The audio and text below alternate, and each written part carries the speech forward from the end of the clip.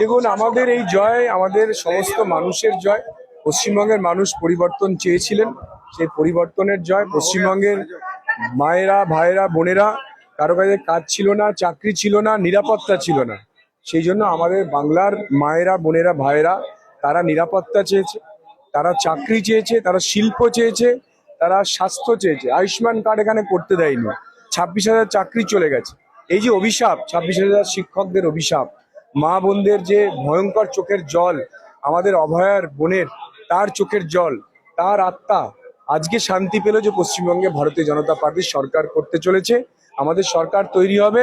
50 বছর ধরে যে আমাদের পশ্চিমবঙ্গ পিছিয়ে ছিল, কারণ গত 50 বছর যে সরকারে এসছে সেই কেন্দ্রীয় সরকারের সঙ্গে ঝগড়া করেছে এবং কেন্দ্রীয় সরকারকে সবসময় শত্রু বানিয়ে দিয়েছে। যার ফলে আমাদের পশ্চিমবঙ্গে কোনো টাকা আসেনি, শিল্প আসেনি, কিচ্ছু আসেনি।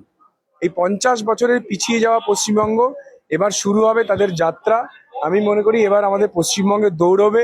এবং স্বাধীনতার আগে যে পশ্চিমবঙ্গ ছিল, বাংলা ছিল পুরো ভারতবর্ষের সবচেয়ে এগিয়ে, শ্রেষ্ঠ বাংলা ছিল, সোনার বাংলা ছিল। সেই সোনার বাংলা আবার নতুন করে দৌড়াবে এবার। আমাদের মা, ভাই, বোন সবাই জীবনের নিরাপত্তা পাবে। যে 26,000 শিক্ষকরা চাকরি খুইয়েছিলেন, আবার নতুন করে পরীক্ষা হবে।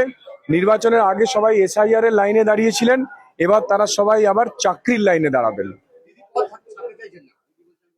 উনি স্বপ্ন দেখছেন, উনি বিশ্বাসই করতে পারেননি যে রাত কেটে গেছে, ভোর হয়ে গেছে, নতুন সূর্য উঠে গেছে। উনি এখনো রাত্রিবেলা স্বপ্ন দেখছেন যে উনি এখনো মুখ্যমন্ত্রী আছেন, ওনার দল এখনো ক্ষমতায় আছে। ওনাকে কাউকে গিয়ে ঘুম ভাঙাতে হবে যে আপনি রাত্রিবেলা হয়ে গেছে, ভোর হয়ে গেছে, সূর্য উঠে গেছে, পাখি ডাকছে, এবার তো আপনি উঠুন। পুরো পশ্চিমবঙ্গ এখন ভয় মুক্ত। পুরো পশ্চিমবঙ্গের সমস্ত মা, ভাই, বোন সবাই এখন আমাদের শান্তির হাসি হাসছে। এবং পুরো পশ্চিমবঙ্গের সবাইকে আমি একটি বার্তা দিতে চাই, যেখানে দেখবেন যে তৃণমূলের গুন্ডারা বিজেপির জার্সি পরে বা আমাদের বিজেপির ঝান্ডা নিয়ে তারা গুন্ডামি করছে, অশান্তি বাঁধানোর চেষ্টা করছে, হিংসা করার চেষ্টা করছে, সঙ্গে সঙ্গে পুলিশকে খবর দিন, সে যেই হোক, পুলিশ তার ব্যবস্থা নেবে নিরপেক্ষভাবে। এটা আমাদের রাজ্য সভাপতি থেকে শুরু করে কেন্দ্রীয় নেতৃত্ব সবাই বলে দিয়েছেন। সেখানে সমস্ত অঞ্চলে, এলাকাতে আপনারা শান্তি বজায় রাখবেন, আমি সবাইকে অনুরোধ করছি।